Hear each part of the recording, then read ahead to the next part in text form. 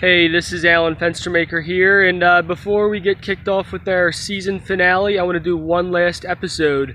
This episode is a best of season 8 Top Rope TV.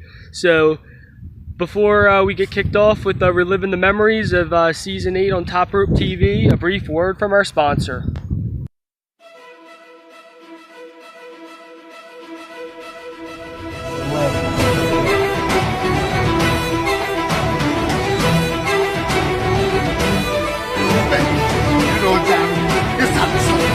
Slay the day, baby!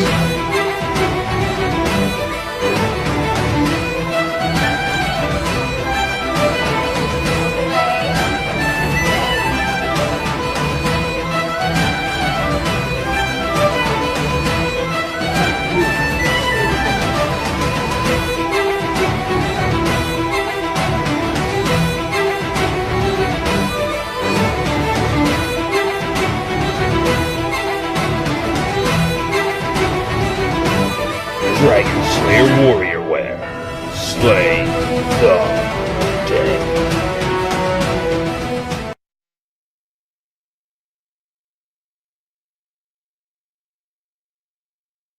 Many good memories on Top Rope TV this season, but one memory that sticks out is a classic short segment with the legendary Ian Short. So let's get to that. Ah, what a day for a photo shoot. Where the hell are these guys? I don't know. Ah, shut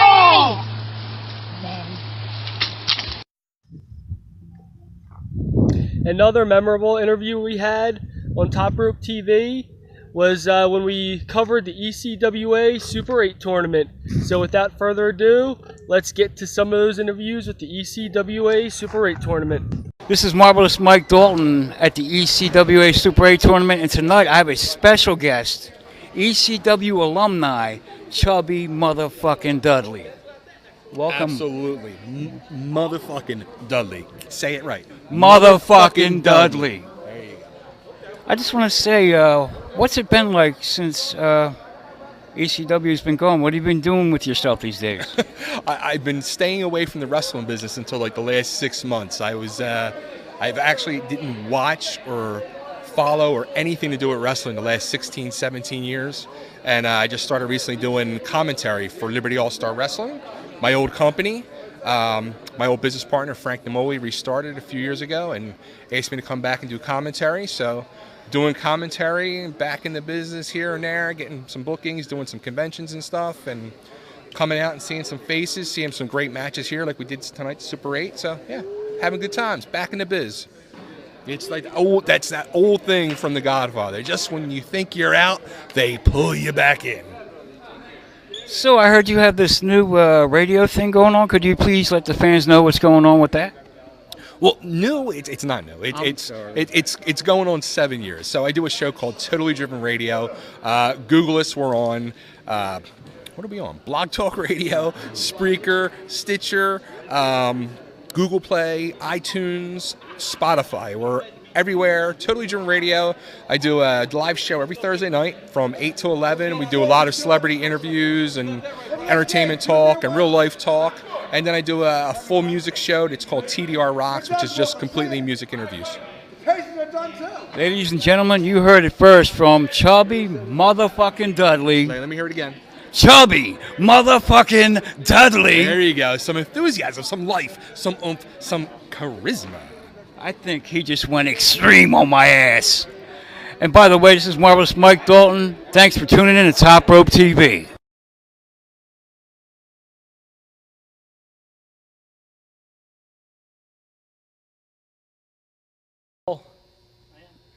Yo, this is Alan Fenstermaker here with Pro Wrestling Archives. I'm here with Keikoa.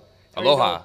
How you doing, man? I'm doing fantastic. Okay, now could you introduce your group of people? Yeah, so this is, for those of you who don't know, we just opened up our wrestling school. It's called Work Rate Entertainment Wrestling Academy. We're located in Mount Pocono. So I'm here with some of my trainees today. We have Brian, we have Donnie, we have Tiffany, and my wife Samantha, who's Sammy Pandora. For those that you don't know, she's been wrestling for about 6 years now. Okay, awesome. Now, how did you get your start in the wrestling business? So I started, there was a guy named Carson, Bud Carson, excuse me, and he had a memorabilia shop. Okay. And what happened was he basically just wanted to start a wrestling school. And I was already going to Carson's to kind of, just check out his merchandise. And he had a ring in the back, so I would go and like play in it sometimes. And once I was a senior in high school, he asked if I wanted to sign up with wrestling school. And I said, absolutely. And here I am. Now, what's your favorite era or time period in pro wrestling? I wouldn't say I have like a favorite, because I like all of them for different reasons. Like I like the Attitude Era because obviously it was groundbreaking. It was something that was very raw. But I also like the old school with Dusty Rhodes, Steamboat, and all them because they were laying the groundwork for everything. And what they were doing at that time period was something that was so amazing to talk about. The fact that they were selling out every single night and they were wrestling how many matches a year. I mean, so every era has its own special reason of why that era is great. Okay. Now, do you have any influences for wanting to get into the business? When I was growing up, it was definitely Shawn Michaels. I was a big Shawn Michaels fan, and then I actually found out that him and I have the same birthday. Wow. So once I found that out, I was like, oh yeah, absolutely, he's my favorite wrestler. And then once I started getting trained and I started learning the history of the business and everything, definitely Ric Flair, Steamboat was big two influences, Dusty Rhodes as well. Especially since a lot of people were like, yeah, you really look like Steamboat. So then I started studying a lot of his tapes and seeing how he moves in the ring and how he does certain moves, and just trying to do my best to kind of carry on what he laid the groundwork for. Now, what are some of your highlights of your career? It's tough because there's definitely things on paper that I can always talk about. Being in the top 500 for Pro Wrestling Illustrated is always a great honor. Winning heavyweight championships for different companies is always nice. I've gotten to tour overseas. I've gotten to do a lot of work with WWE. So different things are always special to me for certain reasons. Even just doing big storyline matches with some of my friends that I grew up with. Like my buddy Chad, like him and I have known each other since we were little kids, and we were able to wrestle in a building that we went to as kids to go watch wrestling. So it's like that was something that's really special to me.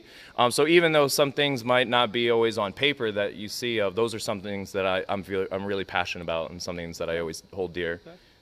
All right. Now, what shows with WWE did you do? I was on Raw. I've been on Raw, SmackDown, Superstars. I've gotten to do some matches. I've also gotten to do some backstage skits and in-ring stuff. So it really depends on what they need for the day. Now, what was that like being backstage at WWE? The first time that I got called to WWE, and you're just kind of backstage and you're seeing the huge team that they have, like putting everything together, whether between the ring and the entranceway and all the millions and millions of feet of cord that is going everywhere. Just seeing everything get put together and how much of an army they have was really, kind of breathtaking almost, and kind of like, holy crap, like this is really a well-oiled machine here. Like everybody knows their job, everybody comes here and does it. And but just being able to be at the place that you grow up watching, and that's what your goals and your aspirations are, it just makes you so much more hungry because you're right there and you can almost taste it. Awesome, man. Now, do you have anything else you'd like to plug at all, or? Everybody can always follow me on social media. It's at Keikoa Pro. You can find me on Instagram, Facebook, Twitter. You can obviously find Work Rate Entertainment on Facebook, and you can also find our wrestling school. Like I said, it's at Work Rate Wrestling Academy. So definitely check us out. And if you're interested in becoming a professional wrestler, manager, any type of career that you're looking for in wrestling, I always say this all the time. I've had a lot of near-death experiences in my life, and there's a lot of moments that I've had in my life where you actually don't think that there is a tomorrow, and I don't think of any reason whatsoever that somebody sits at home and says, you know what, I've always wanted to be a pro wrestler, I've always wanted to be in the wrestling business, and then not take that chance on your dream. Mm-hmm. You have one life, you have to take 100% advantage of it. So if this is something that you want to do, get off the couch and go do it. Awesome, man. Now, thanks for the interview, man. Thank you, sir. Awesome, cool. Thank you.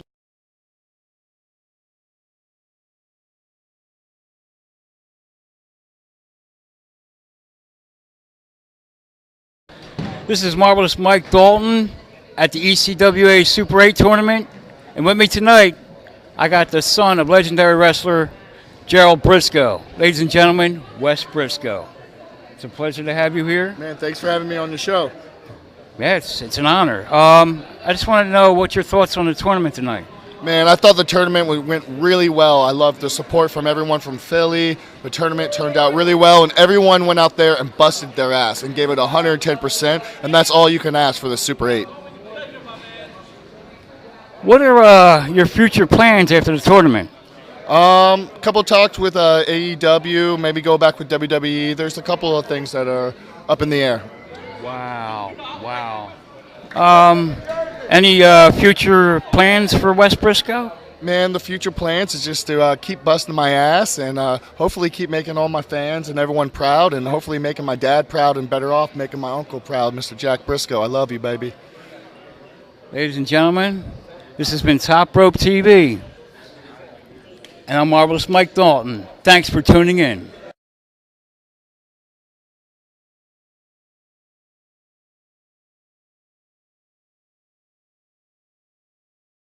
Yo, this is Alan Fenstermaker here with Pro Wrestling Archives. I'm here with Lance Inouye. How you doing, Lance? I'm doing wonderful. Tired after this Super 8, man. Awesome, man. How does it feel to be the winner? Oh, it feels awesome. Like I said before, man, I've been doing this 10 years, and I always heard about the Super 8 tournament. That's always been a dream of mine. And to come here and be in my first one and also win it, it feels awesome. That's awesome, man. Now, do you have any inspirations growing up to become a pro wrestler? Yes, just following my family, man.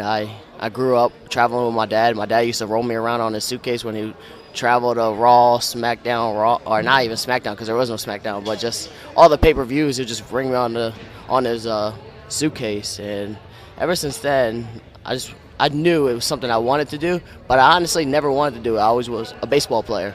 Okay. But after high school, I got the itch, and then I just wanted to do it, and then ever since then, I've been grinding and just doing what I can to make my family proud. Awesome, man. Now, you said you played baseball before, too. Now, is there any kind of training that you do similar?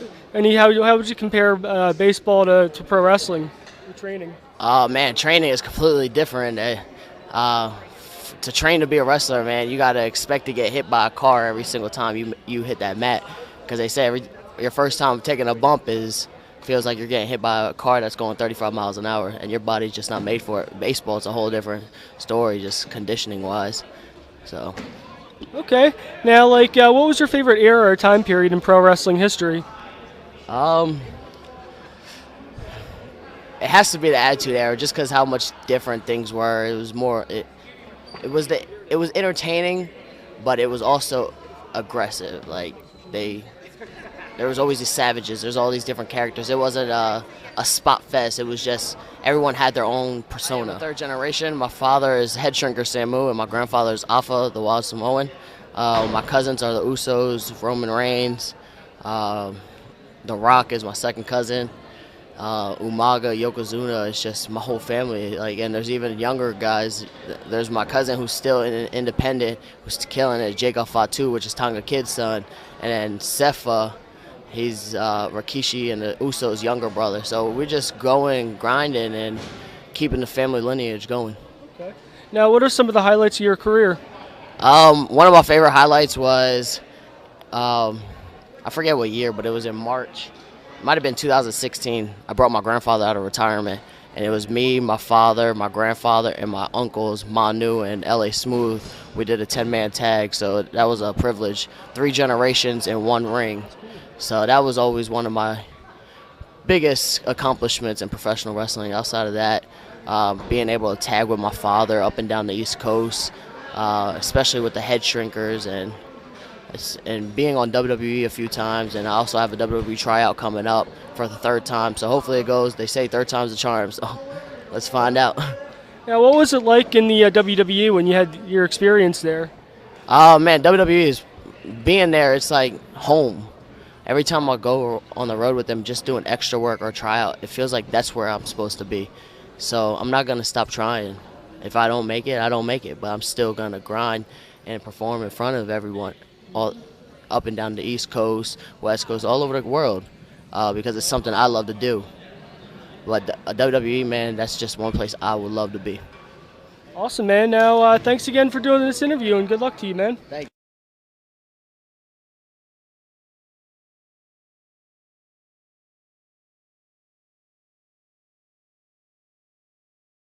Up next, we had some more interviews when we covered the icons of wrestling this past summer. So without further ado, let's get to some of those interviews. Yo, this is Alan Fenstermaker here with Pro Wrestling Archives. I'm here with Despina Mantagas. How are you doing today? I'm doing great, thank you. Thank you. Okay. Yeah. Thanks for doing this interview. Now, what are some of the highlights of your career that you have? Well, I mean, it was all amazing. It was a short run, but it was amazing. And I could say that initially going to Japan and, literally after coming out of training for about 8 months and then going to Japan and totally getting my butt kicked, it was a great experience. I mean, it was awesome because the girls were good. They were good wrestlers, and it just showed the caliber of what's out there. So that was awesome. Okay. Yes. Now, what was it? Yeah, what were some of your inspirations to become a pro wrestler? Inspirations? Honestly, I wasn't really a wrestling fan. I was an athlete, went into a slump while I was playing golf, and I said, you know what, there's got to be an easier sport than this.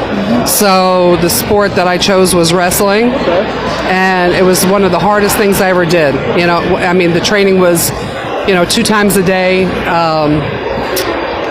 morning, going and taking a nap, rolling out of bed for the evening training, and then working at night. But it was very, very grueling, and I have a lot of respect for the wrestlers now.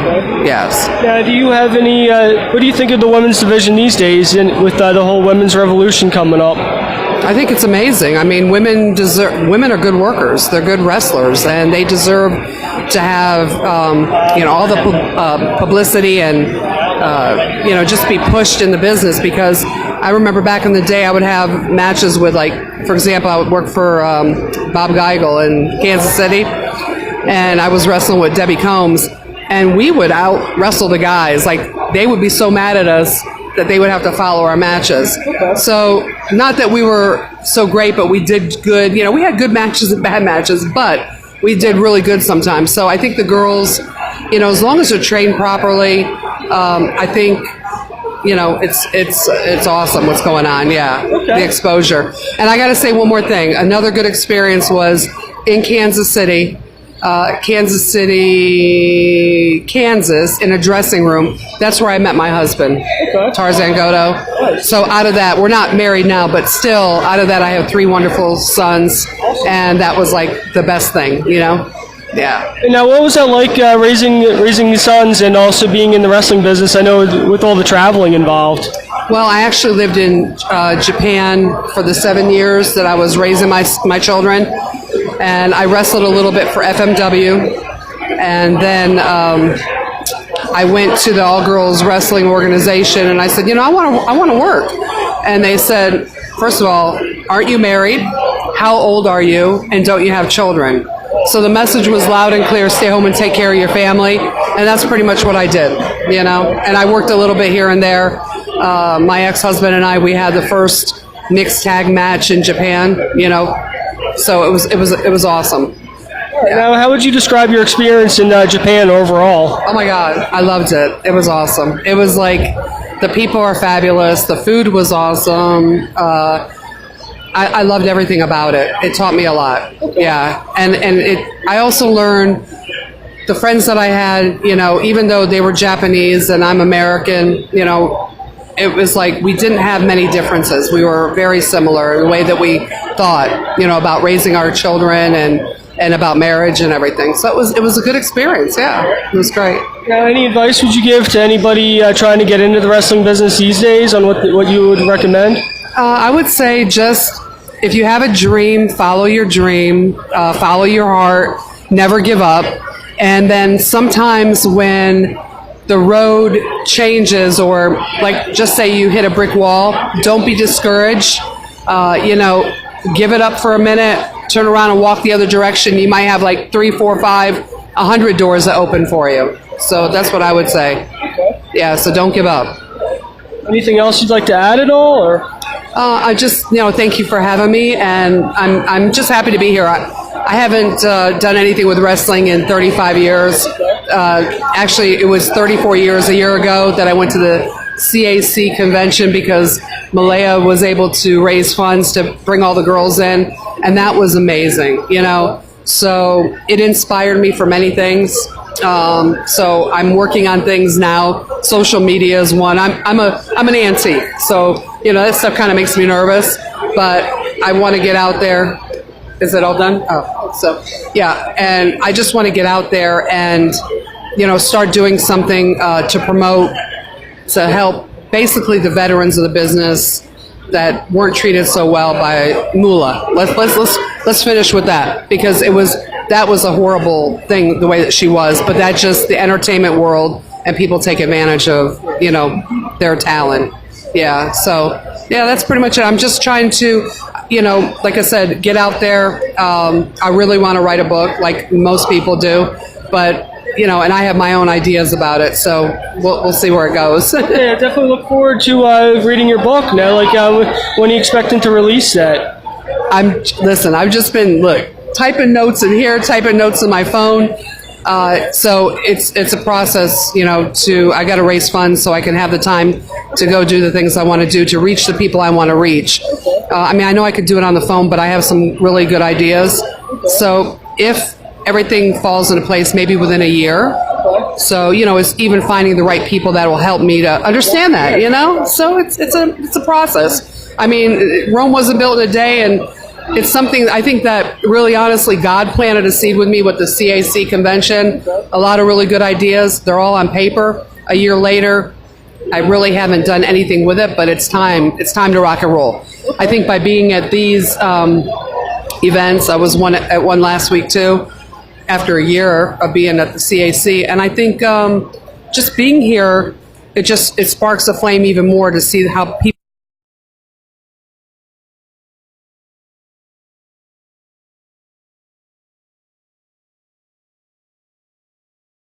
Hey, this is Alan Fenstermaker here with Pro Wrestling Archives. Would you care to introduce yourself? Hello, I am Hollywood from the Gorgeous Ladies of Wrestling.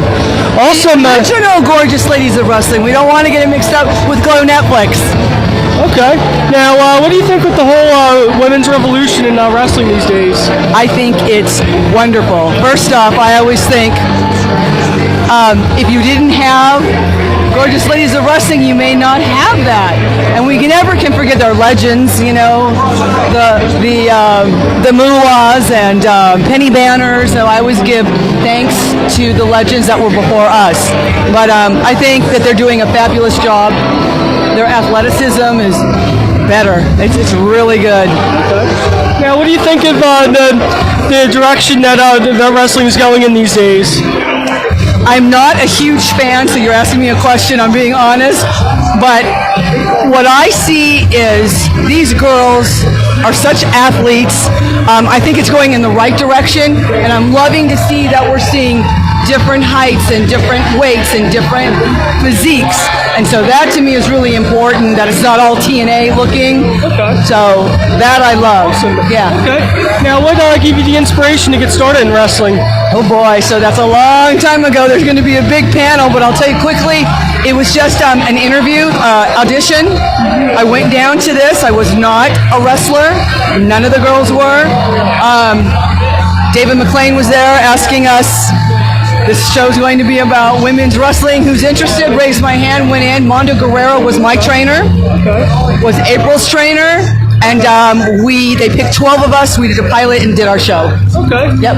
All right. Now, thanks for doing the interview. Do you have anything you'd like to plug at all? I would love to plug it. If you guys are interested, I have a Twitter, which is @GlowHollywood. We also have a wonderful cruise that's coming up. That cruise is September 7th through the 14th, if anybody is interested. OriginalGlowGirls.com. Come and cruise with the Glow Girls. Thank you. Thank you for doing the interview. So nice to meet you.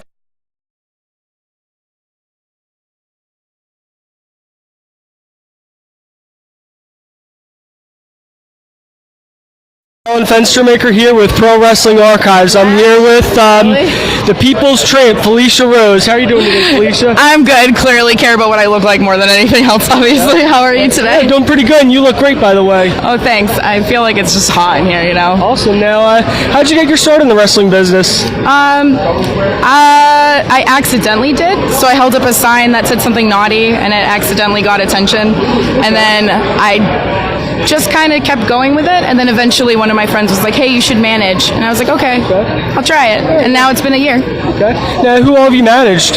I've managed Jay George, Ron Simmons, Steve Mack, Magic, the Rockstar, Nick Sullivan, and hopefully soon Mike Skyros. Okay. Now, like, any highlights individual of your career that stick out to you that you had in the last year? Rich Swann spinning me around when I did ring announcing for CZW was pretty cool, and Ron Simmons damning me. Okay. Damning me. That sounds funny, but he gave me the damn. So. Okay. Yeah, that must have been pretty cool. Working with Ron Simmons. Anything you'd like to share about that at all? Well, that was just a brief one, but working with Val Venus was really fun too, because we got to do a little spot in the ring, like a shout out to the Jenna Jameson spot, and that was really fun. So yeah, and I got to cut a promo on my pussy. So I don't have a video of it though. It's kind of a bummer. Now, like, what do you have here that you're? I have 8x10s and T-shirts and kiss cards and tits blitzes and other stuff, I guess. But I mostly have my naughty T-shirts, which are basically just to play on other T-shirts and whatnot. Okay, that's cool. Now, like, how do you get your inspirations at all? Do you have anybody in the past that you look up to, or? Sensational Sherry. I look up to a lot of people, but I'd say that I look up to figuring out, I need to find my own voice. I need to find my own groove. Because when I like try to do other people's impersonations and stuff, it's just like, nah, I need to have a little Felicia in there, Okay, that's cool. Anything you hope to accomplish in the future at all, or? Yeah, I want to get to as many different locations as possible and manage people and have fun and cut more promos. Like I cut a jerk off instruction promo video the other day as a joke, but it was pretty good. Nice. I was proud of myself. Okay. Now, do you have anything else you'd like to plug or add at all? Or? My Instagram is People's Tramp, my Twitter is Felicia Rose, and my podcast is The Screw. Okay, now, like, where can people watch your podcast at anyways? Everywhere. You can't watch it, though. You have to listen to it. Yeah, but also, I'm here with the 3 Count Thursday table, and you guys should definitely listen to them. They feature all women wrestlers or workers on their podcast, and they're amazing, so definitely give them a listen as well. I've been on it a couple times now. Okay, so. Cool. Thank you, and thanks for doing this interview. Of course. Okay, cool. Anytime.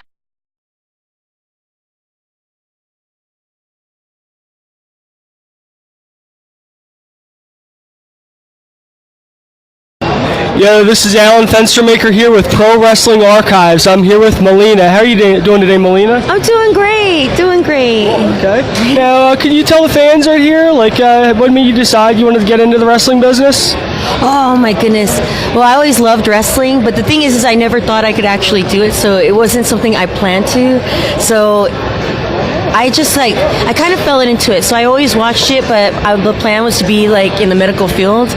And one thing led to another. I wanted to do fitness stuff. And my friend at the gym, he said, why don't you go to my school? I was like, you could do training for fitness competitions, but you could go do it at my wrestling school. I'm like, what? I could do it? I see on TV? He's like, yeah, just come to my school. Okay. Started doing it, and I did it as a hobby, did it for training, for conditioning, and got scouted. And I was like, oh my, I could really do this? And like, yeah. So I just kept going to school, kept doing stuff, and one thing led to another. Right place, right time, and got a contract. Awesome. Now, what promotions have you worked for in your time in the business? Oh my goodness, there's so many that I can't remember all of them. Definitely SWE, MCW, trying to think ECW in Melbourne, Go Wrestling, Sydney, just different places. I just came back from Germany, so there's just different places that I go to. There's so many, but I just get happy no matter where I go. Yeah, well, what are some of the highlights of your career? Highlights of my career? Well, of course I'm going to say WWE style, because never thinking that I could ever become a wrestler. That was just so unreal to me that I could actually do this. I treasure every single moment of that. But to be able to be a part of a WrestleMania, that's Because that's a big deal. Like growing up, you think, like seeing that from home, like you don't think that you can actually be a part of that, and then once you are, blew my mind completely. And then Eddie Guerrero, Ric Flair, Mick Foley, like these moments, like Rey Mysterio, Undertaker, like you watch them on TV and you don't think you're ever going to have those moments. And when you have those moments and you feel that moment, it's magical. It's just, I'll always remember these moments forever. Okay, now you mentioned The Undertaker. What was that like getting to know him backstage? Oh, unreal for the fact that, one, he's The Undertaker. And then you hear them give you advice and to watch your work, and that's, to me, it's amazing. It's amazing. He's a person that has so much knowledge, and you respect completely. Now, what matches did you have that you that stick out to you? Oh, matches that I love, definitely like Trish Stratus, like championship moments, like that's another thing that's like a big deal. Like I say all these other, like working with people, but winning the title for the first time, like wow. But I loved working with Ashley Mazzara. My top 5 is Mickie James, Ashley Mazzara, the match for WrestleMania, Trish, Michelle McCool, and Beth Phoenix. Okay. Now, what was that like being with Beth Phoenix and Trish Stratus in WWE? Well, it's the same level as working with Gail, Kim, and Mickie James. Like, I guess I don't consider, like, Beth is incredible, but Mickey's just as incredible. Gail Kim is just as incredible. So I guess it's weird to say, like, Trish Stratus we've seen for years. I guess when I think of Beth, I'm like, oh. So I was like, she's incredible, but it's like Trish Stratus, you know what I mean? But it's breathtaking. These people that you love, you grew up with, they're your family and your friends, and to be able to make magic with them is a beautiful thing. Now, is there anything else you'd like to add or plug at all, anything? Or? No, I mean, I always want to talk to people whenever I get a chance. So when I go to conventions, I want to see everybody before, like, I stop doing the wrestling circuit. But I just always want to tell people thank you for all these years of being a fan, or even if you weren't a fan and you hated me, like, I still appreciate everything because that's what we do. We tell a story whether you love or hate us, and thank you for being there. Thank you for loving wrestling because that's what it's all about. It's about the love of wrestling. Awesome, and thanks for doing this interview. Thank you. Thank you. Okay.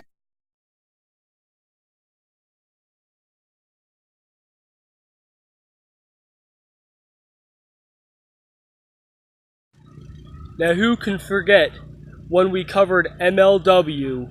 So, without further ado, I got some interviews, not just from MLW in Philadelphia that we did, but MLW in New York too. We have interviews such as Davey Boy Smith Jr., Harry Smith, Georgia Smith, the British Bulldog's daughter, Conan, and also Dan the Beast Severn himself, as well as a young woman that's doing very well for herself in MLW and making a name for herself. That's right, the beautiful, the sexy Salina De La Renta. So without further ado, let's get to those interviews. So this is Alan Fenstermaker here with Pro Wrestling Archives. I'm here with, could you introduce yourself? That's right. It's your boy, Jay George, and I'm coming at you live right now from the Melrose Ballroom. We just got done with a very exciting MLW Battle Riot show here. This is the second Battle Riot. The first one took place here historically in this building, so they're coming back, keeping up the tradition, and it's WrestleMania weekend, man. It's exciting stuff. Now, do you have any matches that you're excited to see at WrestleMania this year? At the actual event, the actual pay-per-view itself, WrestleMania, I mean, there's just so many matches going on right now. There's so much competition in the air, and everybody's going out and giving their best, not once but twice, 3 times a day, and it's really exciting to see. But as for WrestleMania itself, I'm excited to see the triple threat women's match, and I think it's going to be very cool because this is history in the making. Okay. Now, what gave you the inspiration to become a professional wrestler? I think the moment that I realized that I was going to become a wrestler was watching Kane beat up the Brood on Monday Night Raw, and from that moment on, I just knew that this is going to be the path I was going to walk down on, and it's been a crazy ride. It's been a crazy ride now, you know. So I can't imagine myself doing anything else. Nice. Now, what kind of training did you have to become a pro wrestler? A lot of one of the things I've prided on myself is I've always wanted to be like guys like Chris Jericho and Eddie Guerrero, who Lance Storm, who traveled the world and learned different styles. And I've gone to places like Mexico and trained in Arena, Mexico for CMLL. And I've gone to places like WXW and trained in Germany for 2 months. And now I'm going on other international ventures. And my goal is to wrestle everywhere around the world. So my goal is to be able to learn and adapt to anything. So that's the kind of training I've done where I'm able to mix up different styles. Okay. Now, what was your favorite time period or era in wrestling history? Oh, man. To go back and watch, I have to say that pre-Attitude Era 1997 is one of my favorite years in wrestling. But I have to say from like 2002 to like 2004, 2005, I felt like the wrestling just got up on another level when you had guys like Eddie Guerrero, Kurt Angle, Triple H, RVD. These guys were just at the top of the game, and Rey Mysterio's coming in, and not only that, but the independents were starting to thrive with guys that you've seen here tonight, guys like Low-Ki, Homicide, Daniel Bryan, CM Punk, Colt Cabana, and now they've taken professional wrestling as a whole to a whole nother level, as you can see by this insane weekend that we're being a part of right now. Okay. Now, what was your whole thoughts on the whole invasion angle that WWE did with WCW and ECW? I was super. I really like. I think if you go back and watch that Survivor Series match, like as a match, it's a really good match. Obviously, you couldn't get the big guys that you wanted to see. You didn't get like Goldberg in there, and Hulk Hogan and NWO didn't come until after. So it was definitely a little bit underwhelming. But I mean, I still enjoyed the big payoff and everything, and was still kind of excited to see how everything was going to transform. And I was looking at it long-term picture. Sure. Okay, now do you have anything else you'd like to add or anything you'd like to shoot on at all? Or what do you want me to shoot on? Just pretty much anything. Just cut burn the carpet down, rip anything, unfiltered, uncensored. Well, I don't want to burn any bridges or anything, right? You got to be careful. But no, I will say I'm out here this weekend, and I'm not, truth be told, I'm not booked on a lot of events because I spent a lot of time out of the country, so it's kind of hard to make the proper connections in time for this weekend. But it is motivating to see a lot of my peers going out there and this is the height of wrestling is this weekend, and I'm hoping in the future next year to be a part of it. And you guys can follow me on Twitter and Instagram, jgeorge489, and then you can also find me on YouTube. All of that's at jgeorge. That's your boy. Thank you very much for having me.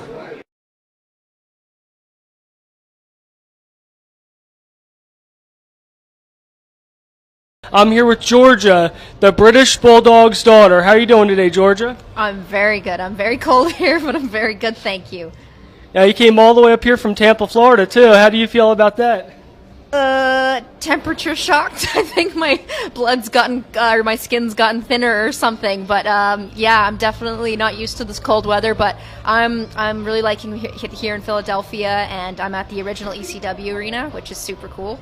And I'm seeing my brother Harry Smith and my cousin Teddy Hart and Brian Pillman Jr. wrestle tonight, which I'm really looking forward to. So all around excited. Okay, now can you tell me what was it like growing up with the British Bulldog, anyways? It was pretty cool. I had a really awesome childhood. Yeah, lots of trips to wrestling shows. Kids didn't believe that my dad was the British Bulldog until he would pull up in the car and pick me up, and they'd be like, "Oh my God, that's your dad!" But as well, I didn't really get to see my dad that much. So there was some really good highs and some lows with it. But overall, I couldn't have picked a better dad. Okay, now, what are you doing in the wrestling business? Honestly, I work at iHeartMedia in Tampa, Florida. I work at 933 FLZ, so I do a lot of media work. I do social media, special events. I do midday programming, and I do on-air talent work. So I do that, but I love to do on-screen interviews and be on screen ultimately. So MLW invited me, and Be in Sport invited me here tonight to do some on-camera things. So I jumped at that opportunity to do that, and it's been really cool so far. Awesome. Now, is there anything else you'd like to talk about at all? Like any experience you had growing up? I know you're close to Brian Pillman Jr. and do you know Brian Pillman Sr. at all too? Or? Yeah, I did. I met Brian Pillman Sr. The last time I saw Brian Pillman Sr. was after the In Your House show in 1997. Do you remember the Calgary when? Yeah, I remember that one. You just remember? Yeah, you might remember that. Yeah, I remember that. So the last time I saw Brian Pillman Sr. was we went to my grandpa's house, the Hart House, after the show, and he was holding a cat. Coincidentally, Ted's got a cat here tonight, so it's like full circle. But yeah, he was holding one of my grandpa's cats, and that was the last time I saw Brian Pillman, was at my grandpa's kitchen. And I just met Brian Pillman Jr. today. Actually, we were on the same flight from Atlanta. I had a stop over in Atlanta, so we met. And it's just like we've always known each other. It's crazy. Let me see. Anything else you want to know? I don't know. Just did you ever get to go backstage at all at any wrestling events with WWE, WWF back then? Yep. All the time. Yep. Yeah. I was pretty much more backstage than I was in the audience. So. Yeah, it was really fun though. The Headbangers would always play with me and my cousins and my brother, and I loved Shawn Michaels when I was little, and I loved bugging him. And I really liked Sunny when I was little. Goldust I really liked. So yeah, just a bunch of different characters in my life. And let me see, anything else? Yeah, did you ever meet the McMahon family, like Vince McMahon, Shane, Stephanie, Linda? Yep, I've met them all numerous times. Yep. I haven't seen Vince in a few years, neither Stephanie, but yeah, if I were to tell them, they'd know right away who I am, and I kind of look a little bit like Davey. Okay. So they know me, but yeah, they're good people. They're good people. Okay. Now, what was it like being backstage at a WWF event too? It was fun. It was really fun. Catering was fun. Sometimes I may have gotten a little bit boring. I remember one WrestleMania. Do you remember when my dad and Lex Luger, they had to do some thing with Jonathan Taylor Thomas? Do you remember that? It was at a WrestleMania. I think I remember that. Yeah. But I remember they filmed that for hours, and I remember I was sitting on a concrete wall, and I literally fell asleep, and it was so cold. And Undertaker came up with he had this leather jacket and put it on me because I think he saw I was cold and asleep. And next thing I knew, it was the interview was over, and then we had there was the Slammies after that, and I fell asleep at the Slammies when I was 8 years old. But yeah, my mom kept us occupied. But yeah, it was super fun. If I think of anything else, I'll let you know. Okay, now you said you saw the Undertaker backstage and got to know him. What kind of person's he like, anyways? Very quiet, very super quiet, but really really nice. Yeah, he's very much on. I don't know if it's on his terms with things, but I know he can be a bit funny when people ask him for pictures and autographs and stuff. But he's always been nice to me. He's always been fine with me. But I've just heard some things. But I think he just kind of just likes to keep to himself. Okay, that's cool. Well, I think that's about it. Do you have anything you'd like to plug at all, or? Watch MLW. If you've enjoyed seeing me, you'll see me on here tonight. Awesome. Thanks for the interview. It was a pleasure.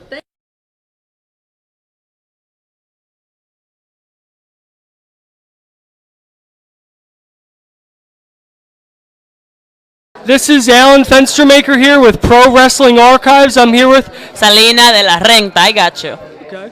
Now, how you doing tonight? Pretty good, pretty good. How are you? Pretty good. Now, it's an exciting week with WrestleMania coming up, the first ever women's main event. What do you think about that? Well, I think that it was about time. That is awesome. I believe in the women's revolution. I think it's awesome, and I get to be a part of it. So. Okay. Now, do you have any inspirations that made you want to become a professional wrestler? Well, definitely. The first time I heard of wrestling was through the show Total Divas. Definitely Nikki Bella and Brie Bella were my main inspiration because even though they're not fully Latinas, they were part Latinas, and I felt identified when I saw them, and thought maybe I should check out their sport, and I fell in love with it. Okay. Awesome. Now, what are some of the highlights of your career? Well, I started wrestling at local shows in Florida, and I started building a little name for myself. I was discovered by Major League Wrestling. I suffered an injury when I was in the independent scene, so I cannot wrestle, and I was picked for a manager role, and I think it blew up a little. So I would say those. Do you have any goals that you'd like to accomplish within the next year? Within the next year? I certainly would love to maybe go to any continent outside of the United States, anywhere. I have been to Mexico, but I haven't really been to Germany. I've seen people go to Canada for wrestling, the United Kingdom. Yeah. I would love to visit somewhere outside the U.S. That'd be cool. Now, can you talk about your match tonight? I was part of 4 matches. I was supposed to be in 5, but then there's a little problem with my outfits because I have to keep changing for a week. You know how it works when it's TV. I manage El Hijo de LA Park. I manage Ricky Martinez. I usually manage Loki, but not tonight. And I'm going to be managing LA Park during the main event and at the Battle Riot. Awesome. I guess that's about it. Do you have anything you'd like to talk about at all, or anything you'd like to plug? Well, my social media, if anybody wants to follow me, my name is Selena de la INADELARENTA, and watch MLW. It's on YouTube. It's free. Awesome.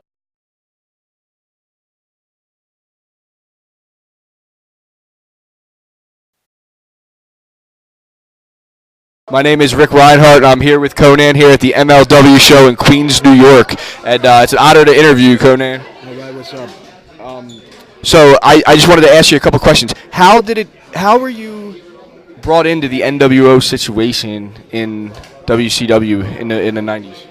I used to hang out a lot with Hall and Nash. I used to drive up with them from town to town with Rey Mysterio, and when they were gonna. How did they get me? Oh, so they just told me one day they wanted to put me in the NWO, but Eric didn't want to because there were too many people, which there were. So they put me in the NWO, white and black, kind of like the C team, if you will, because they had so many people in it. And then they started the Wolfpack, which was a faction, an offshoot of the NWO, which was Luger, Macho, Nash, Sting, and me. And so then the Wolfpack is like really where I was really, they gave me the most shine. Yeah. So who are maybe like the top 5 favorite people in the wrestling business of all time that have really helped you out? Eddie Guerrero for sure.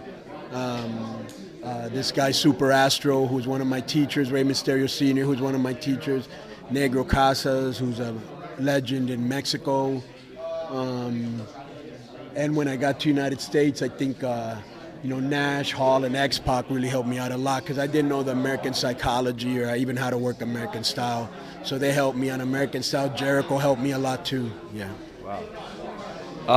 Who would you say is involved in your greatest match of all time?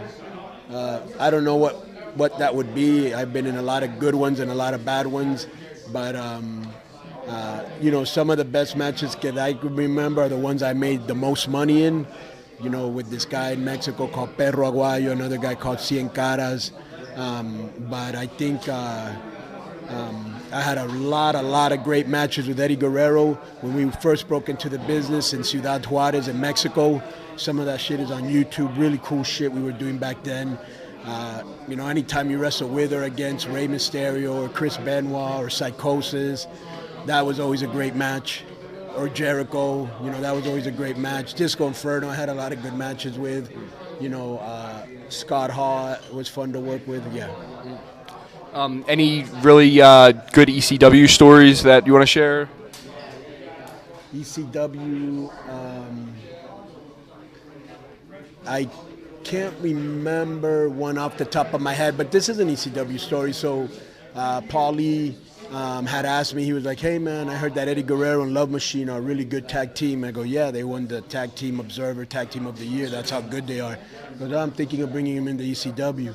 And he goes, hey man, about that Rey Mysterio kid in Psychosis. I go, look, with all due respect to everybody on your on your roster, when they go in there, they're going to blow that place up. People are just going to go crazy over them. He says, yeah, I heard they were really good. I'm going to bring them in. And I remember that the show wasn't even over yet, and I was getting a phone call from him because I couldn't make it that taping because I was in a TV taping in Mexico. And I was like, wow, the show hasn't ended. Maybe somebody got hurt. So I answered, and it was Paul Lee, and he was, hey, can I have them next week? Those guys are incredible. Can I have them next week? And I go, I told you, bro.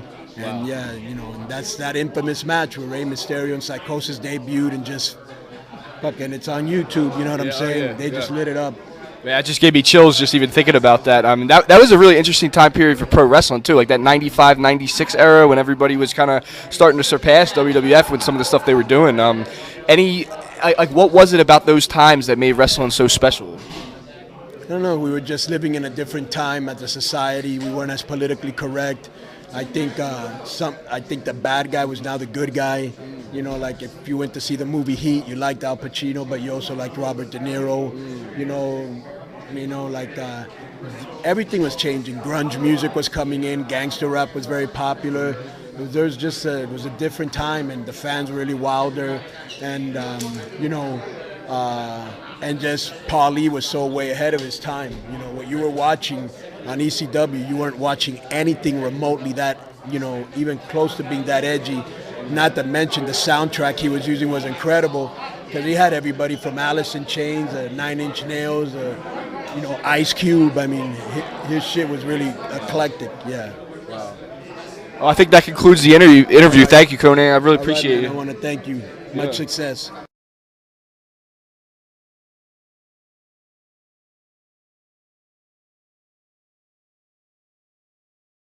I'm here, Pro Wrestling Archives, with Brian Pillman Jr. at the MLW show at the ECW Arena. This is a historic night for Philadelphia Pro Wrestling, and I'm here with Brian Pillman Jr. Brian, thanks for being with us. Thank you. This is a very nice microphone. I've never seen anything like it. So, how are you doing? I'm doing pretty good. Thanks for asking. Hey, you're not running this interview. I'll hold the microphone, but you can go ahead and speak again. Well, I'm not trying to take away your constitutional rights or anything like that. But thanks for interviewing me. You know, it's nice to get my voice out sometimes too. Yes, you're a very lucky person to be standing in the same room as me. So, do you have any questions for the young stallion? Well, so how does it feel to be the newest member of the New Heart Foundation? Well, you know, it's great. It's great because when you're born into a family like the Hart family, there's really no limit on what you can do in wrestling. There's no limit on what you can do in life. But the New Heart Foundation is being prolonged because of this unison, because of Teddy's ability in the ring, because of Davey's physical prowess, and of course because of my mullet. My mullet is the reason that we're going to take the New Heart Foundation to the top. Wow. Yeah, so you heard it here first, ladies and gentlemen. I got the best hair in the business. There's really no arguing with that. Take it away. I have to agree with him on that. And, my last name is Reinhardt, so I feel somewhat related, maybe a cousin to the Harts or something like that. Yeah. But so question for you. So we know that, in the year 2019, the world's got a lot of problems. I wanted to hear this straight from, a revolutionary son's mouth. What do you think needs to happen in the world today if there was some kind of revolution, uprise, or something that needs to change? To be honest, we have a lot of weak men in the world right now. A lot of guys that just don't want to stick up for themselves. They don't want to put their foot down. They get walked all over. Guys smoking pot and playing video games all day, and not getting laid ever. Just a lot of the world's getting a softer place. When my dad was breaking into the business, guys were tough. They fought each other, they wrestled each other, and today we just fucking go back to the fucking house and play video games and jerk off. Am I wrong? Who's watching porn? Are you watching porn? I'm a little old. I'm 34. He's watching porn. at this point. He watches porn. Hell, I fucking watch porn sometimes. But just like porn, it's the devil's lettuce. And it's holding us back from conquering the world. So, well, if you want to be the next Genghis Khan, you can't watch porn. Well, I got to say, we're going to get off the porn for a second here. You know, we'll let you do that in your spare time. But question for you. So, how do you feel about the relationship between Stone Cold Steve Austin and your father, Brian? It was very imperative to my father and Steve's career that they intersected at that time. You know, my father went on to have the success that he had. And, of course, Steve Austin went on to have the success that he had. So I think they complement each other in many ways. I think at the time Steve was a great in-ring psychologist. He was very good, much an in-ring general. And my father was very much a promo package, you know, the looks, he had it all, you know, he had the moves and stuff. So they complemented each other very well. Yeah.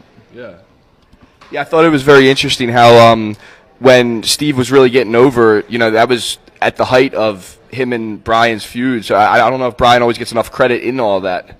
But I know that he was definitely there and definitely pushing Steve, you know. So I think that concludes the interview here, and thank you. Wrapping it up already, all right. We're wrapping it up, you know. Thank you. Go all night, but thank you very much. Booker Man. Thank you for this little microphone. It's great. Booker Man. Woodstock. What's that? Cool town. You should check it out. It's in New York? Yeah. Wasn't there a concert called Woodstock? There was. Sounds like a bunch of hippies live in Woodstock. Yeah, a bunch of hippies. Yeah. Cool hat, though.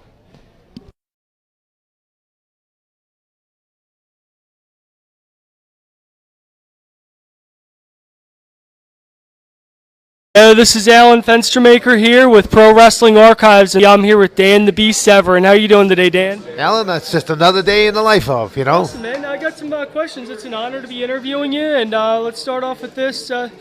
How does professional wrestling compare to MMA and martial arts? Well, I mean, they're vastly different, but at the same token, there's a lot of similarities. There's a physical preparation, and there's a mindset that comes with that. So that's two key opponents. One is a real athletic contest where you're looking for victory, whereas the other one, it's a very athletic and very physical performance that you're participating in. So there's similarities, but a different mindset. You have someone in one aspect, someone is working with you. In another aspect, you're working in an very adversarial environment. Awesome. Next question. What was your favorite type of match and wrestling opponent that you competed in pro wrestling? In professional wrestling, well, I mean, I would enjoy having another amateur wrestler. The reason for that is I can do something different with them that I can do with the normal professional wrestler.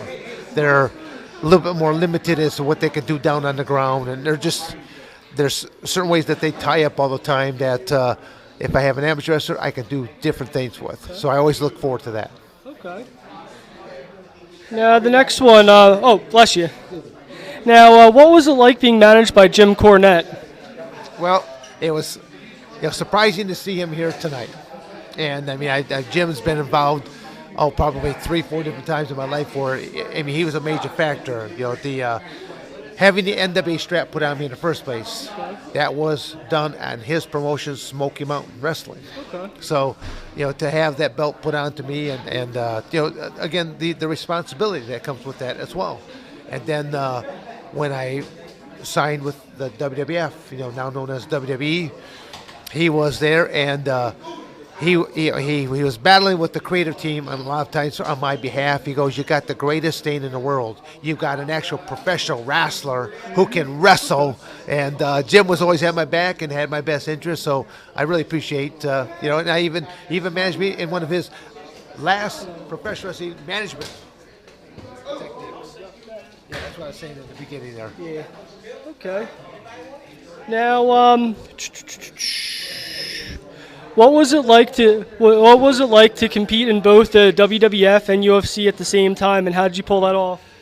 Well, it wasn't easy to pull on off, but I had a very unique contract with professional wrestling. I mean, I was probably the very first and probably still the only unrestricted professional wrestler. I could work for any promotion, including WCW and ECW. They both existed at the time that I was wrestling at WWF. So that was a very unique thing right there. But I already had established myself in my professional wrestling career. Now I jumped into the world of cage fighting, so I had I had the best of both worlds, and very unique. No restrictions. All right. Now, next one. What was it like to be trained by Al Snow and then to beat him in a match in AAPW? Al is a very funny person. People just don't realize what a great sense of humor that he has, and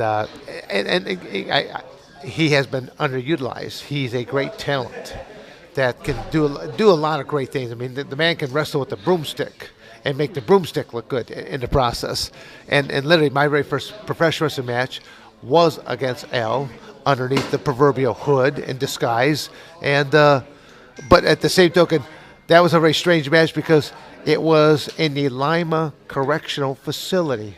So the heels were getting all big kinds of pops, and the baby faces were getting booed. So all the psychology that they were telling me didn't work in that particular scenario. Okay, that must have been interesting, wrestling in a jail. And it was a prison yard show. Wow. A prison yard show, and you had the guards, basically in like about half a dozen different positions just to watch, make sure no one is going to be approaching the ring. Interesting. And in your time in WWE, you had interactions with competitors such as Ken Shamrock, Billy Gunn, the Headbangers, Bob Holly, Owen Hart, Steve Blackman, and Bart Gunn. How did they play a role in your career as a professional wrestler? And what are your thoughts on working with them? Well, I mean, not all of the guys that you mentioned actually did have any kind of a effect on my career really whatsoever. It's the only person I really had some real history with would have been Ken Shamrock. Al was not. I'm not sure. Was Al working at that same time for the WWF? I believe so. Yeah. Okay. Again, I don't remember just because of the number of years back. But it's professional wrestling is a very politically based career, and I have no future in politics. Okay. As I used to tell Jim Cornette, I'm an ass kicker, not an ass kisser. Okay. So, if people want my opinion, I'll give it to you blunt, raw, rub your face right into it, because I look at doing things on a very intellectual, intelligent side, and there's sometimes I've been involved in scenarios in professional wrestling that don't have any rhyme or reason to it. Okay. All right.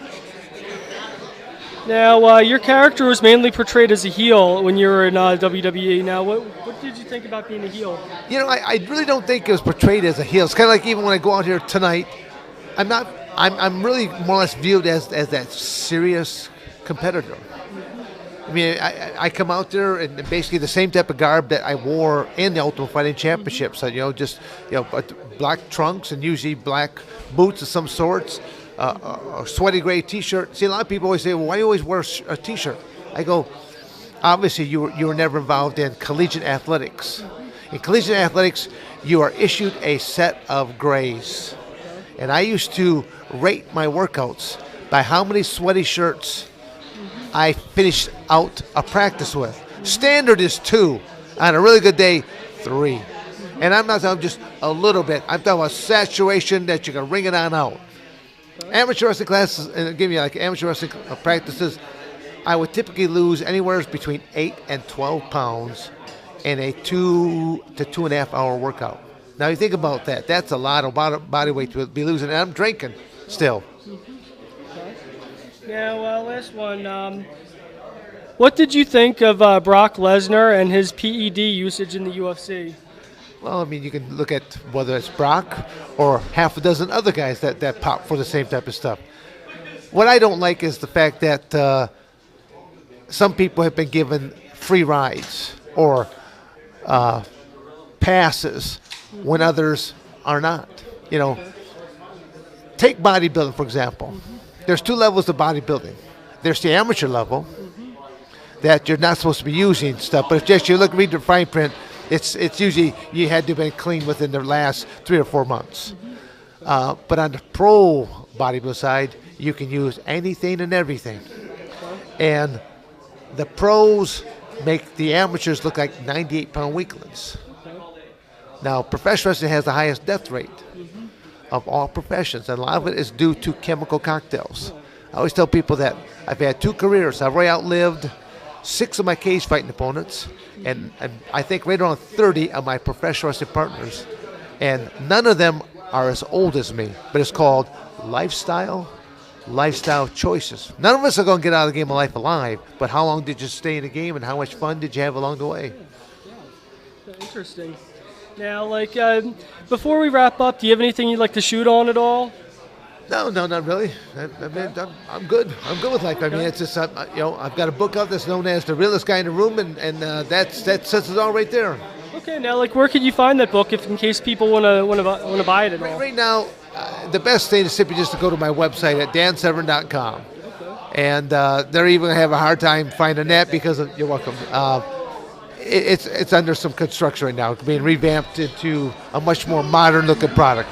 But dansevern.com is the best place to go for it, but I'm involved in a number of different things.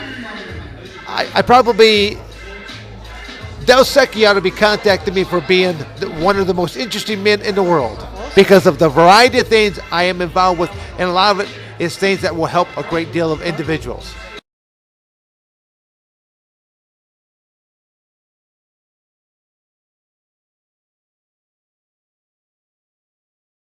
Here with Davey Boy Smith Jr. How you doing tonight? I'm very good. It's been a long day, a little bit tired.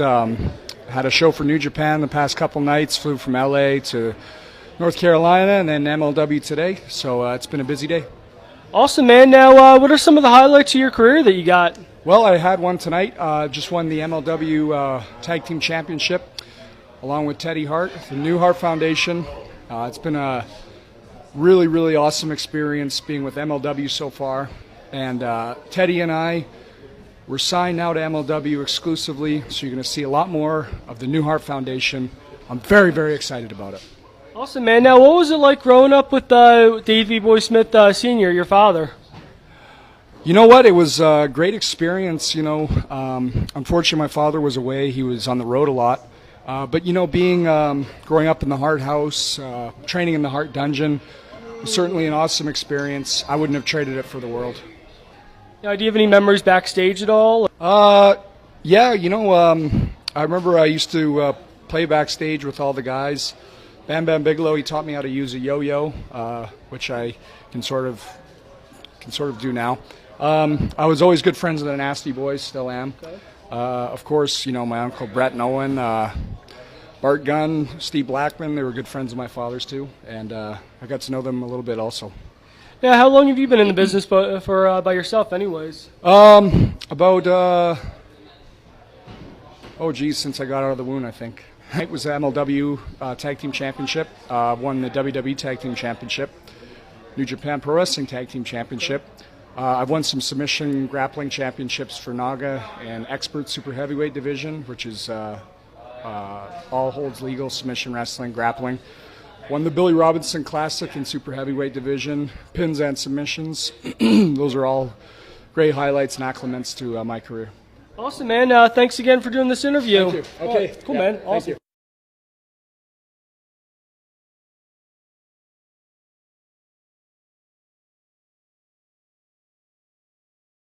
Thank you. Tom Lawler, the new MLW World Heavyweight Champion. Congratulations, brother. How's it feel to be the champion? Well, it's only been a few minutes, so I'm not really sure. I'm sure my life will change drastically over the next few days. Endorsement deals are going to become flying in. Women are going to be throwing their panties at me as I walk down the street. I'm not quite sure what's going to happen, but right now, I know I'm savoring this victory. Awesome, man. Now, do you have any inspirations growing up to become a pro wrestler? Yeah, of course. I mean, pretty much everybody I saw in that damn ring get in there and do it, It takes a real man to step up and see what they're made out of. So anybody that gets in there, a real tough guy, coming from an MMA background, obviously big fan of Ken Shamrock, Dan Severn, some of the old school shooters, so it's cool. That's cool. How long you been in the business for anyways? Started wrestling 2005. 5 was my first match. Then was doing MMA for a while and going back and forth between the two of them. So first fight was 16 years ago. First wrestle match was 14, I guess. So it's been a while, you know. Now, what are the different promotions you've wrestled for, anyways? I've been here for MLW over the past year or so, or 2 years. I fought for the UFC for 10 years. You know, fought all around the globe. So, what was that like in the UFC, anyways? Yeah, it was pretty intense. You know, you can see the action here in MLW. You know, it's pretty rough and tumble out there. Just a little bit different rule set they have to get accustomed to in the UFC, but you know, it's all a fight when you're out there. So, okay. Now, how does it compare to professional wrestling, anyways? Yeah, it just depends on how you're looking at it. You know, the training, obviously for both of them is really tough. The worst part about pro wrestling is the wear and tear on your body, going from city to city, performing every night, day after day. Really takes a toll on you. So, all right. Do you have any goals within the next year you would like to accomplish? Just keep defending this bad boy all across the world. Keep raising its name.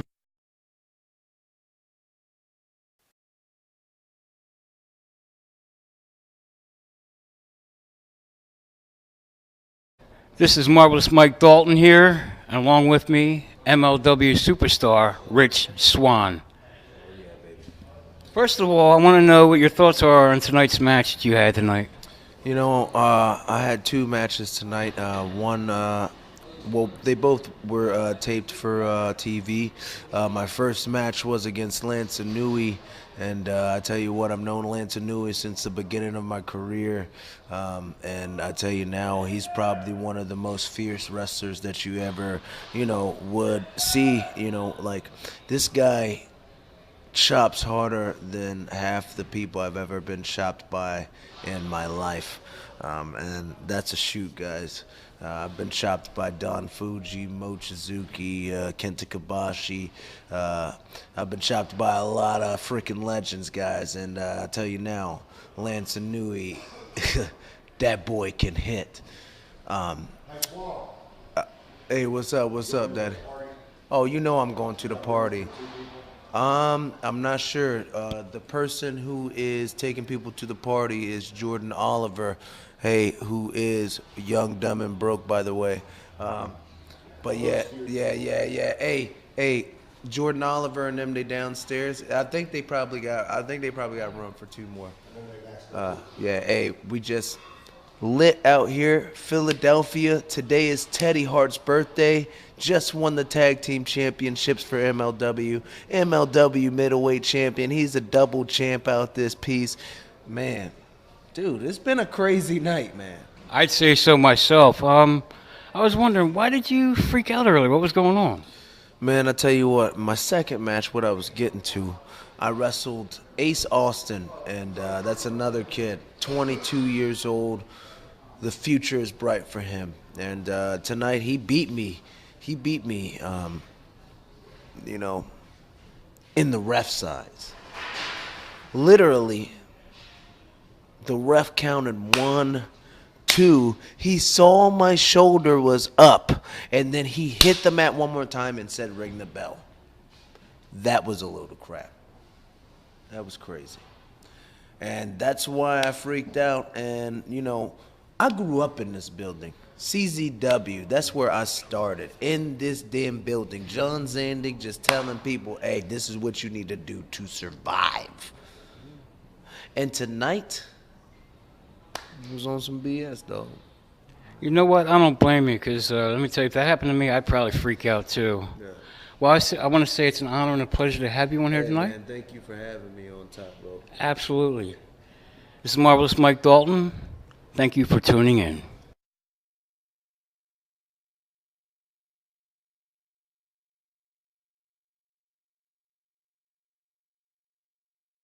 Ladies and gentlemen, welcome to this segment I like to call the Shoot. I'm your host, Marvelous Mike Dalton, and with me right now, I got the almighty Sheik. What do you think? What are your thoughts about what just happened right now out there in front of the audience? Your thoughts and your views. I've been all over the world, and it looks like me and Fatu found ourselves another home. We're the greatest tag team in all of wrestling today. The Sheik and Fatu, soon to be all over the world together. But right now, we're here, right here at the Philadelphia, what is 2300 Arena. 2300 Arena, one of the most world famous arenas in the world. And we're here and we showed the people old school still lives, what's old is new, and we're the greatest tag team in the world today. We're here to prove it, and we just did. Any plans on dominating Major League Wrestling? That's all we do. That's all we know how to do. With Fatu behind me, with my knowledge, this is the AK-47. Fatu is the bullets, and everybody out there is the target. Right now, what I'd like you to do is just say whatever on your mind, shoot, burn the carpet down, shoot on anybody you like, rip it up. I need a shower right now. I got blood all over me. That's the only thing on my mind. And a beer. Ladies and gentlemen, you heard it here. This has been The Shoot. I'm Marvelous Mike Dalton. Thanks for tuning in.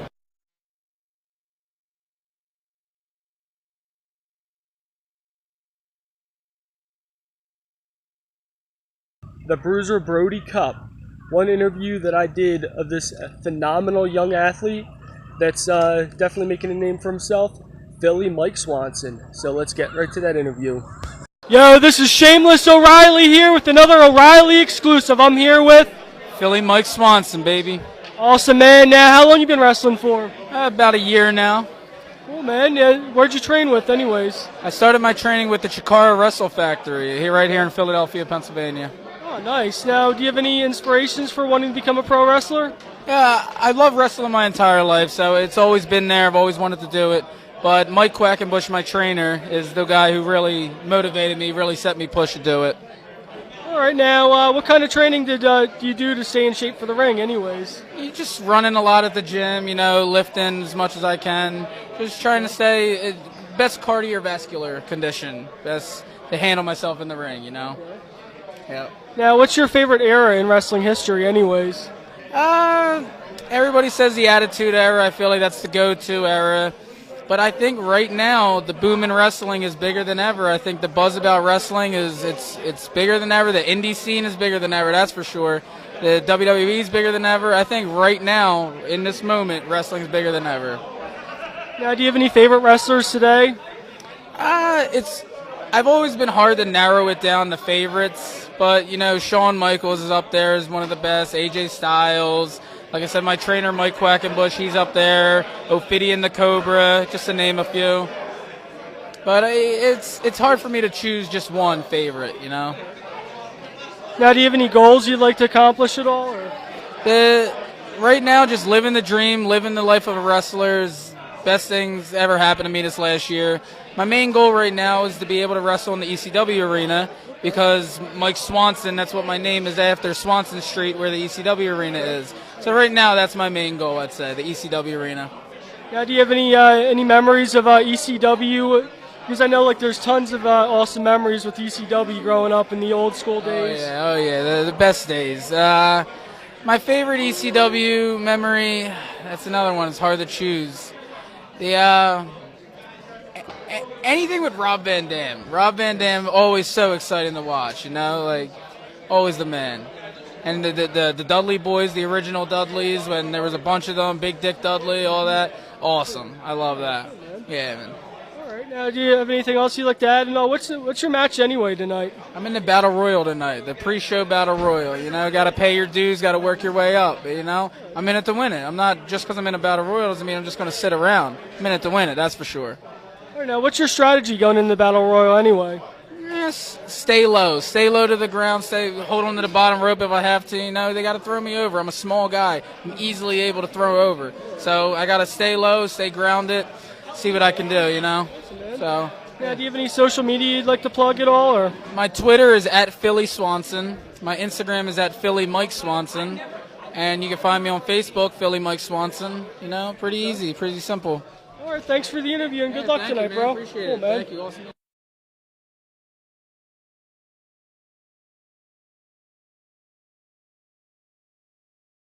Next, I did an interview with an amazing young, talented woman in the professional wrestling business, Gabby Ortiz.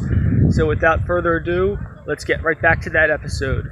This is Alan Fenstermaker here on Top Rope TV. I'm here with Gabby Ortiz. How are you doing, Gabby? Oh, I'm good today. Thank you for asking. How are you? I'm doing pretty good. Now, how was your match tonight? It was a tough fought battle, but I came out on top. You know, yeah. Yeah, it must be an exciting time to be in the wrestling business now, like with the women's division booming. Do you have any inspirations when you become a pro wrestler?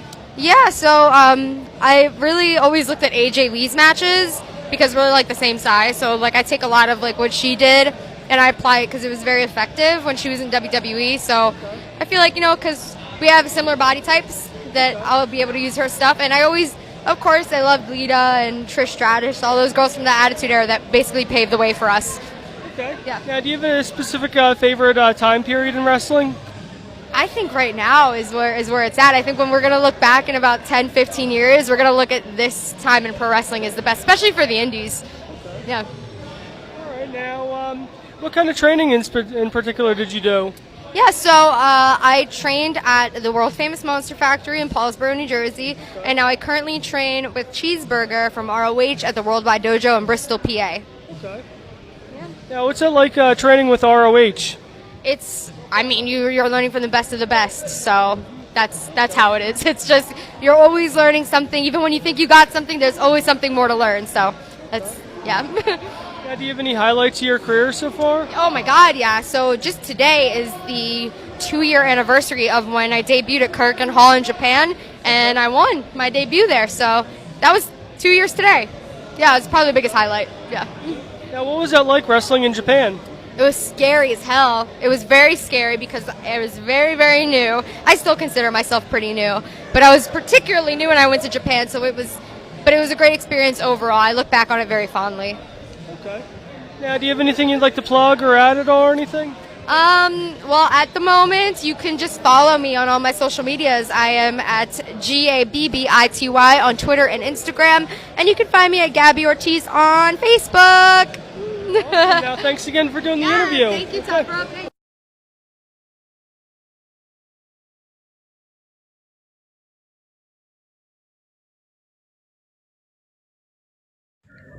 Okay, folks, I hope you guys enjoyed reliving these memories of Top Rope TV. But up next is the main one I interviewed this year. He's a WWE Hall of Famer, a WWE legend, and an honor and a privilege to interview him, Abdullah the Butcher. So let's get right to that one.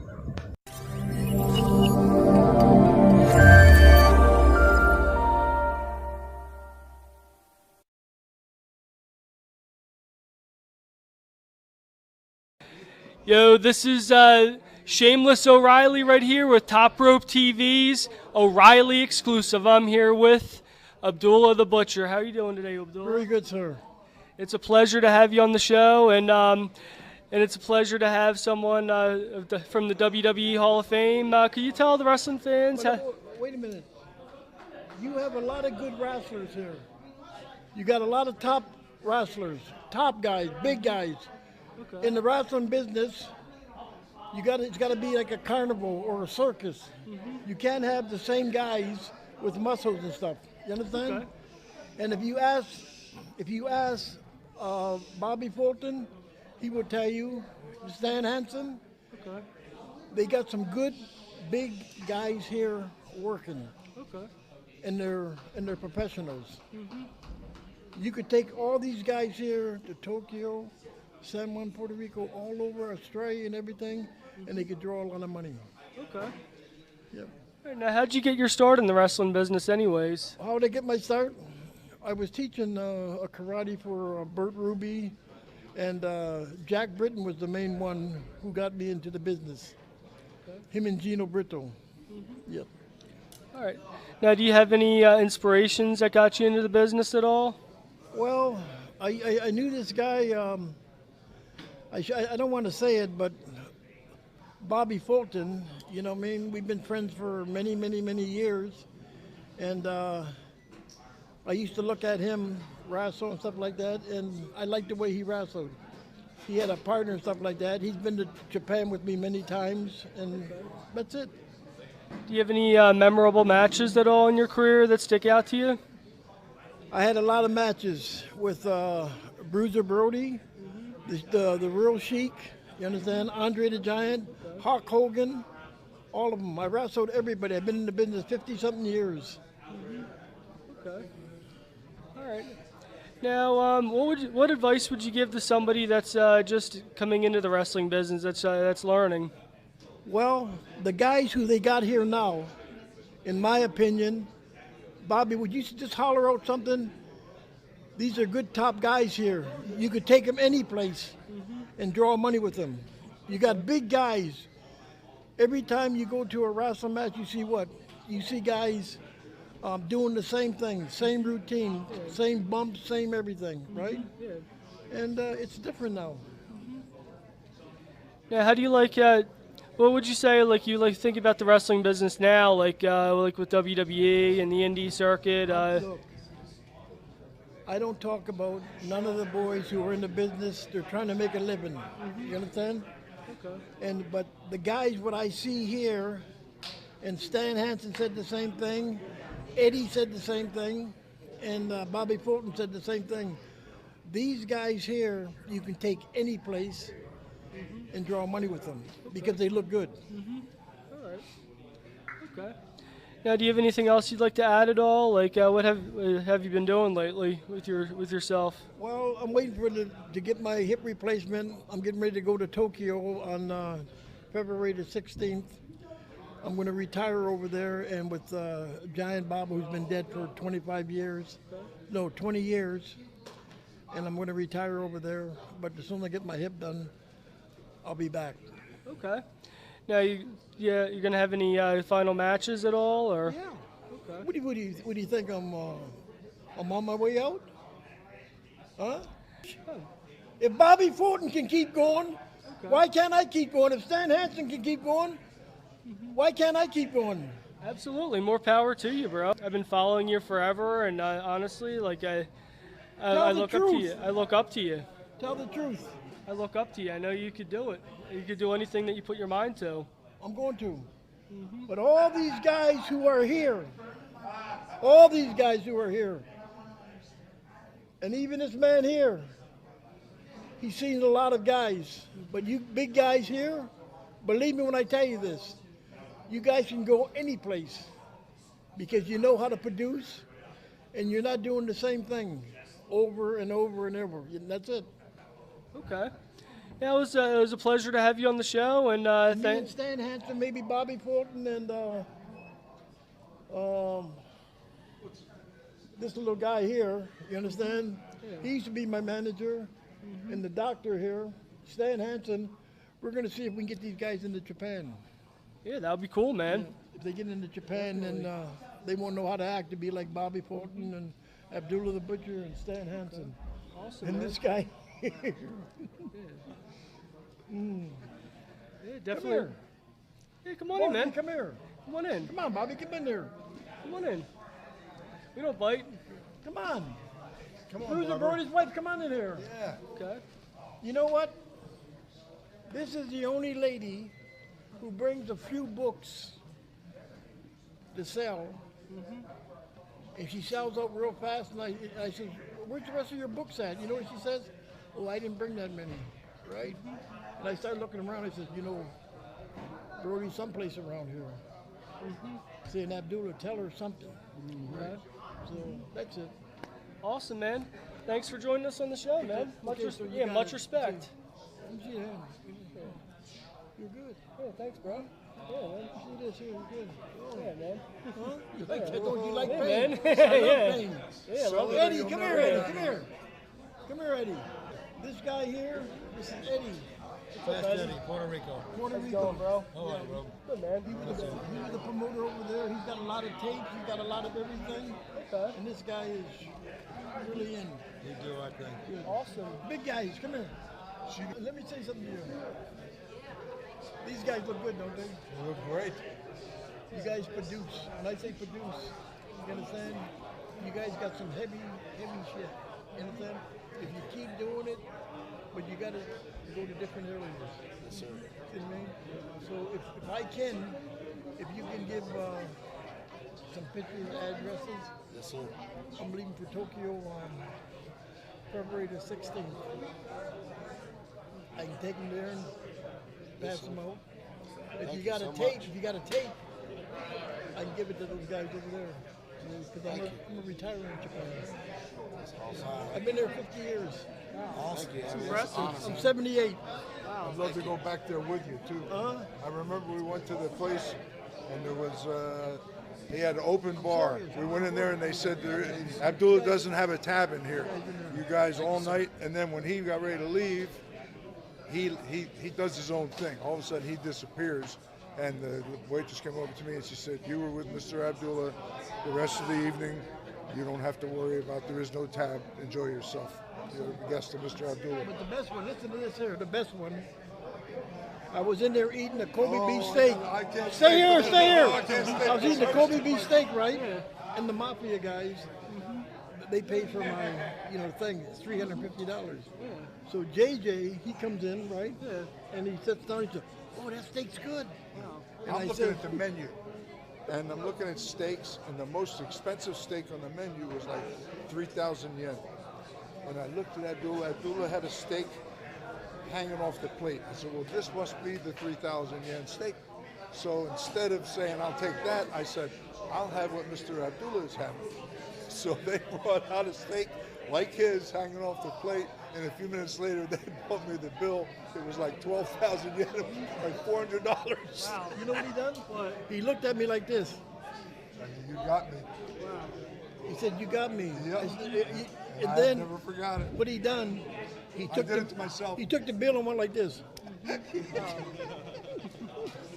But those are good days, though. But If I don't see you, bless you.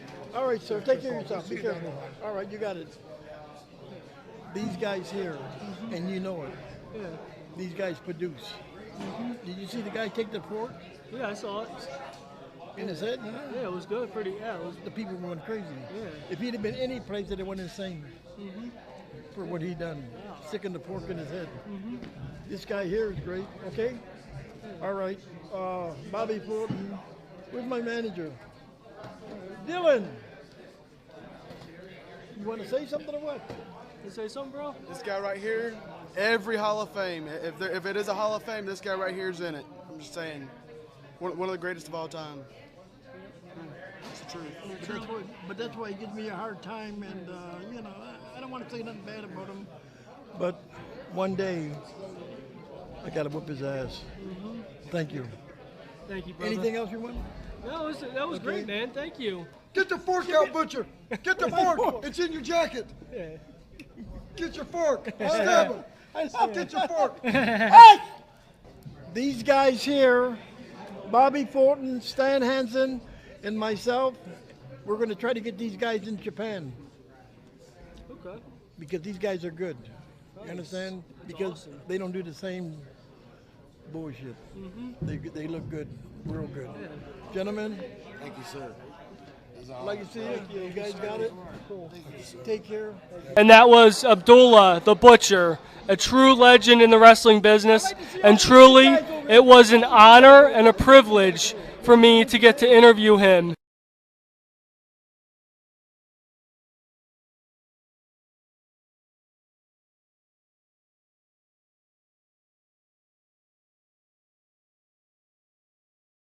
I hope you guys all enjoyed reliving those amazing memories of Top Rope TV from this past season 8. But up next is going to be the final episode, the season finale. That's right. Because later on tonight, I'm going to cover PPCW, Pennsylvania Prime Championship Wrestling.